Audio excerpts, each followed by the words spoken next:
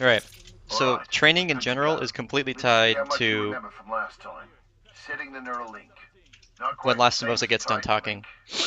So, what that means is, no matter how fast we have to go fast enough here at this beginning section. March. Let's pick up the pace, enabling jump kit assist. Jump kits operate on the principle of relaxed ability. Once your jump kit calibrates to your movement style, enhanced mobility becomes second nature. Okay, so you see how I couldn't grab the wall though? There. That is because we didn't grab the wall before Lastimosa said second nature. So generally if we get here, when you see me doing this in a run, I'm going to wait right here until Lastimosa says second nature. And as soon as Lastimosa says second nature, then I can run on the wall. Now if you do this right, you get your double jump immediately. Just go around the corner. Now, no, it doesn't matter how fast I do this section. The guns for this next section aren't going to drop until Lastimosa says people like you. So even if you make a mistake on that second part, it doesn't matter as long as you get here by the time the guns drop. So this next trick is one a lot of people have questions about. So as soon as the guns drop, I'm going to start holding R.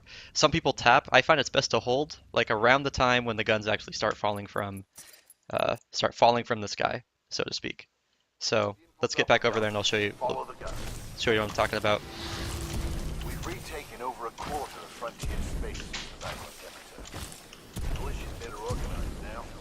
Walker was going every day. People like you. So I'm gonna hold reload right. Start holding reload, pick up the gun. Now what I've just done is I've skipped the entire reload animation for the R201. And the R201's reload animation is really, really long. So if you see what if I try picking it up? Okay, it's just gonna give me all the ammo for it. That's pretty nice. Anyway, so, yeah, you just reload. Actually, let me use this. You just reload, pick up a new gun. You skip the reload animation. It's pretty simple. Now we're gonna come over to the Gauntlet. And by the way, a good thing to know about this, you have to aim down the sights for this. If you don't aim down the sights, the game's not gonna let you continue. Just aim down the sights and shoot all the targets. So the Gauntlet is kind of in a... There's a reason this split is called Purgatory. There's extra dialogue though if you don't go fast enough. Good to know. So there's a reason this split is called Purgatory, and that's all because of the Gauntlet. The Gauntlet requires a technique called frag boosting, which is kind of something that deserves its own video.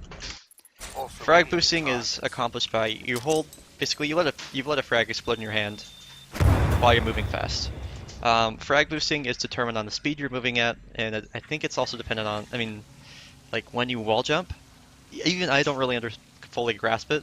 I just try and time this the same way every time. So I'm going to run on the wall, I'm going to pull a frag right as I jump off here, do a perfect wall kick here, and try and throw the frag like as soon as I'm hitting the wall. The Gauntlet is going to be something you're just going to have to practice over and over. What I'm trying to do is like just get perfect wall kicks, get a lot of speed, and throw frags. I mean, that's all I'm doing. I want to try and avoid mantles.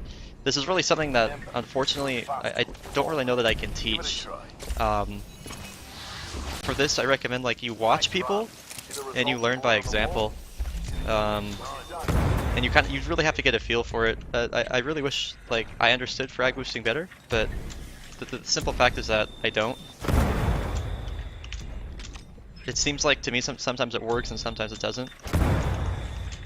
So, yeah, I don't know. I could do this over and over, but basically what I'm trying to do, they probably don't know what a perfect wall kick is. A perfect wall kick is jumping off the wall within like a few frames of hitting it. So that's a perfect wall kick. Whenever you do that, you're going to gain speed. Pretty much any time I'm doing that, I'm gaining speed. If I like latch onto the wall for longer, I'm losing speed. So it's like just tapping the wall as opposed to running on it. So I think that most of your Gauntlet can be decided by how you do this first section. Again, I'm running on the wall, pull the frag as soon as I jump, wall kick, there we go. And I want to do it right as I'm about to hit the wall.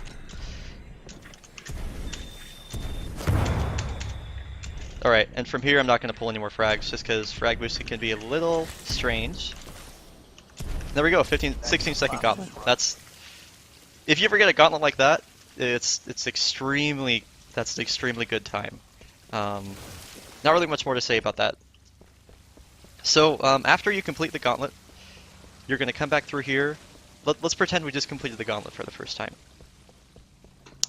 So pretend this is the end of the gauntlet. So we come here, end of the gauntlet. We're actually going to slide hop through here, go and restart the gauntlet, and then come back out, because normally Lastimosa is going to have some dialogue. We just skip that by coming over here, and then we come and talk to Lastimosa, Ready to see what's and he next. takes us out of training.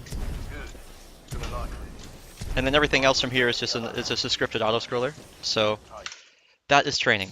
Hopefully that answers any questions you might have about the level. If you do, go ahead and ask in the comments, and I will try and get back to you on that.